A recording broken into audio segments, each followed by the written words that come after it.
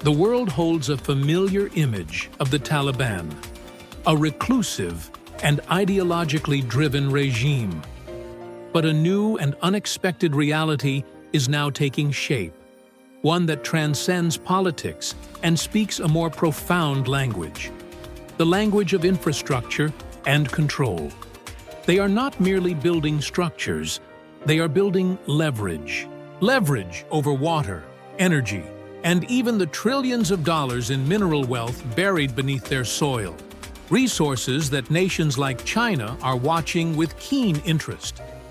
One of these projects is an engineering marvel of a scale unseen anywhere else in Asia.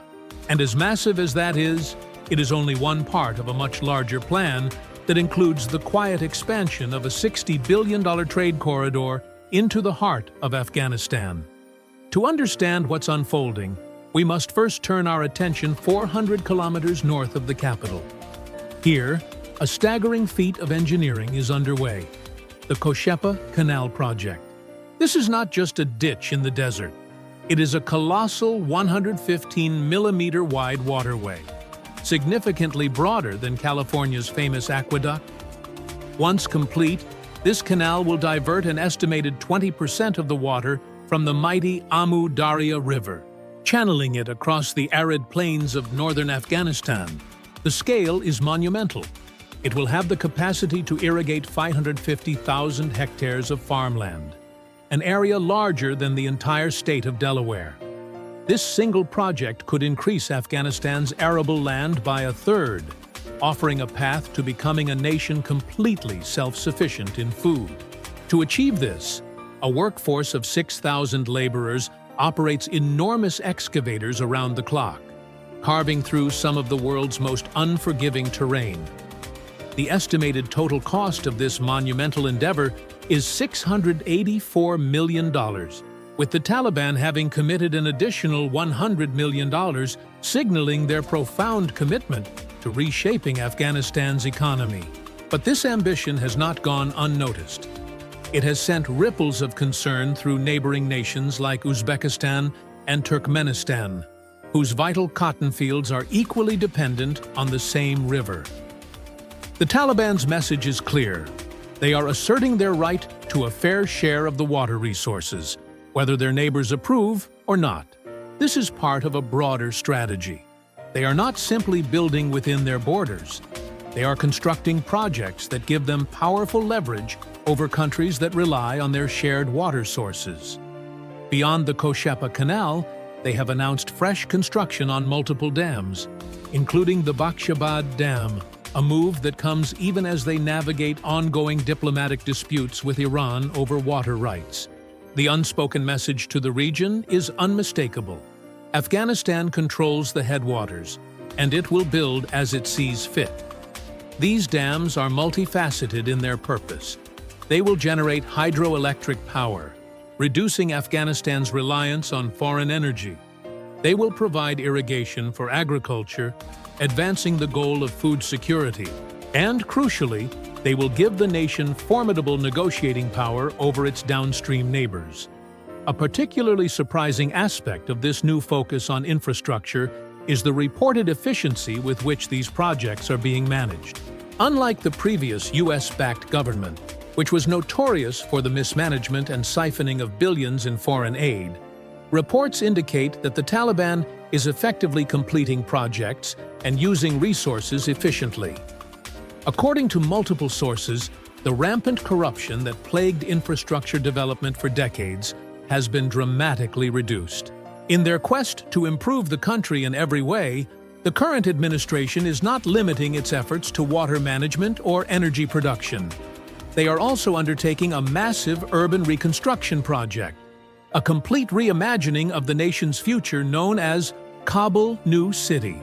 This isn't just a new suburb, it's a colossal urban development covering 722 square kilometers, an area nearly 1.5 times the size of present-day Kabul. The plan is to construct 250,000 residential units, providing homes for an estimated 1.1 to 3 million people, and creating a modern hub to alleviate the severe overcrowding crisis in the current capital. The first phase alone is divided into 206 sections. The Golden City section will include 42,000 housing units for 23,000 people across 372 hectares. Construction on Parcel B restarted in August 2023, with plans for 6,600 units to house 40,000 residents. In late 2024, work began on Parcel 2.6, backed by a significant $700 million investment to provide 52,000 units for 33,000 residents. But the vision extends far beyond housing. The Taliban's plans include an urban blueprint with universities, clinics, and shopping centers, all supported by reliable infrastructure, including schools, hospitals, utilities, and green spaces. The entire project is slated to unfold over 30 years in two main phases, incorporating commercial, agricultural, and recreational areas. If successful, this would be one of the largest planned cities in Asia, fundamentally reshaping Afghanistan's urban landscape. The current administration's grasp of geopolitics extends beyond its internal borders.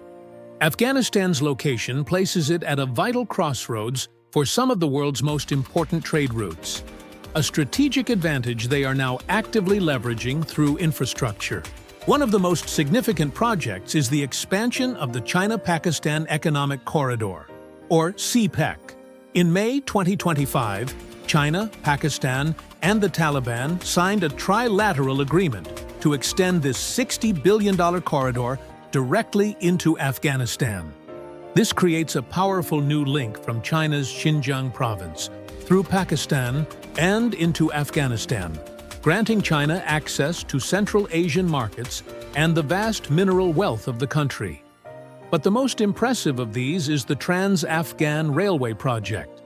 This ambitious $4.8 billion 573-kilometer railway will connect Uzbekistan to Pakistan via Afghanistan, slashing transit time from 35 days to just 4.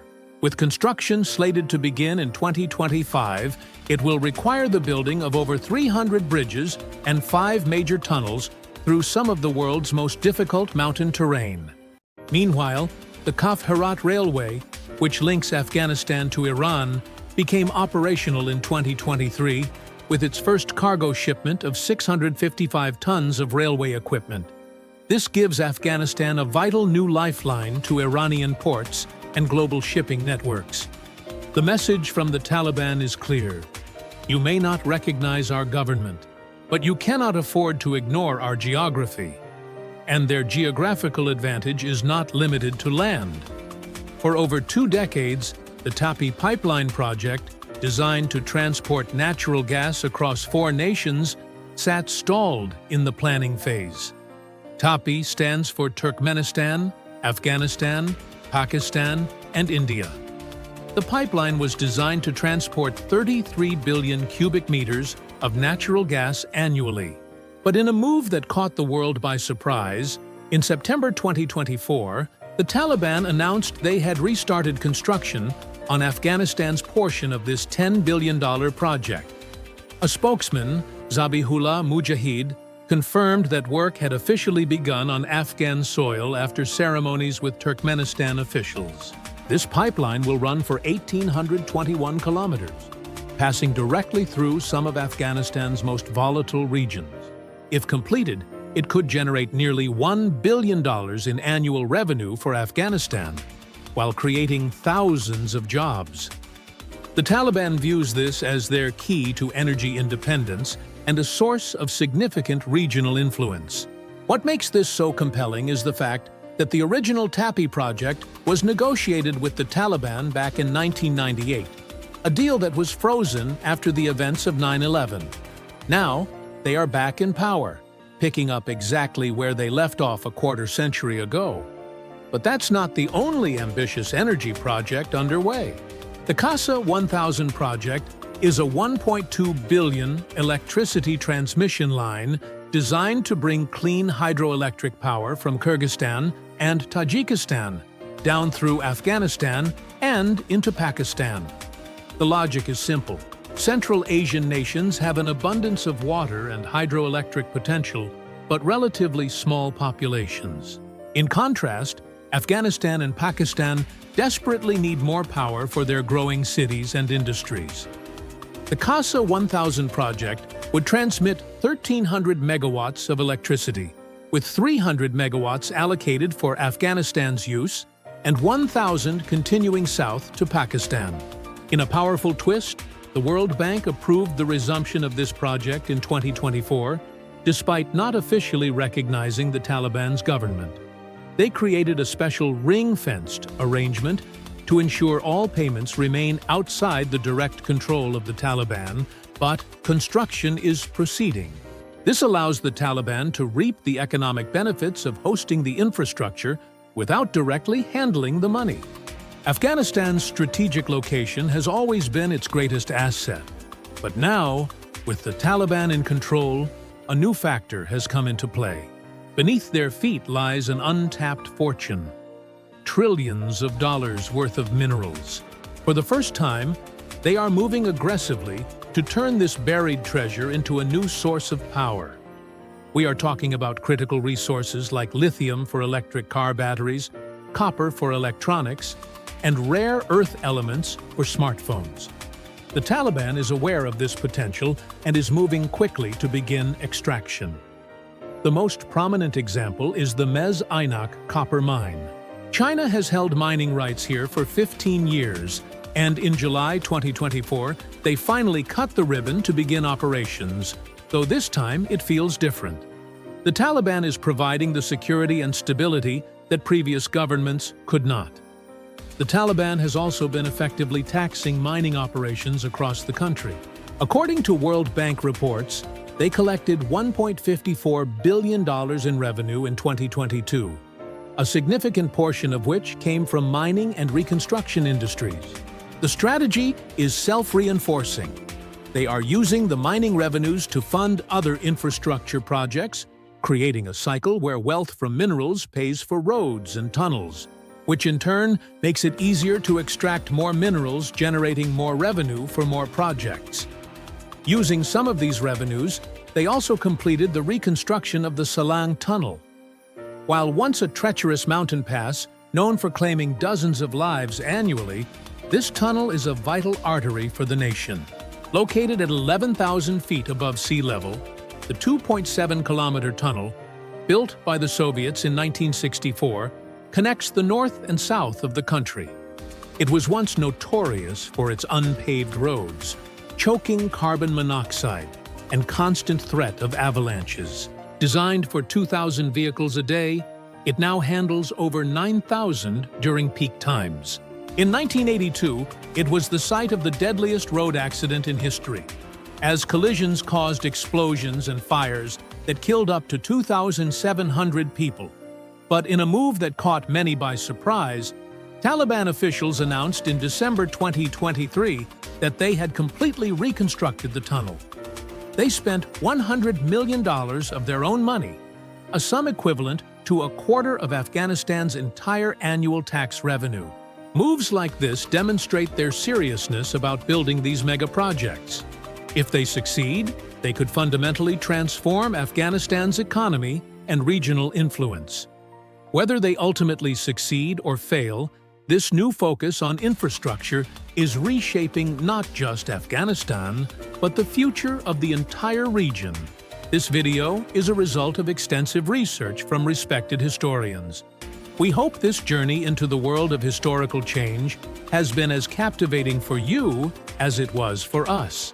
If you found this video fascinating, please be sure to like, subscribe, and share it with others who love to learn. Your support allows us to continue making history both informative and entertaining. Stay tuned for our next story.